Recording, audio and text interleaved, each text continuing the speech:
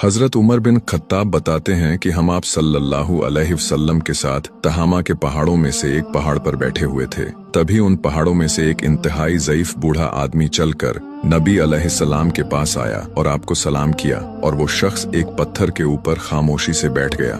आप अलैहिस्सलाम ने उसके मुत्तलिक पूछा। उसने बताया कि मेरे नाम हामा है, मैं जिन्नातों में से हूँ। मेरे और इब्लीस के दरमियान सिर्फ 2 नस्लें गुजरी हैं। नबी अलैहिस्सलाम ने पूछा कि तुम्हारी उम्र क्या है? हामा ने कहा, इतना तो मुझे याद नहीं, लेकिन मुझे इतना याद है कि जब काबिल ने हाबील का कत्ल किया था, उस रात में चंद साल का एक बच्चा था और बात को समझ लिया करता था। मैं पहाड़ों पर खेला करता था और दूर पहाड़ों पर चढ़कर इंसानी बस्तियों को दिलचस्पी के साथ देखा करता था। फिर मैंने हजरत नूह अलैहिस्सलाम का वक्त भी देखा है, जो अपनी कौम को दावते हक दिया करते थे।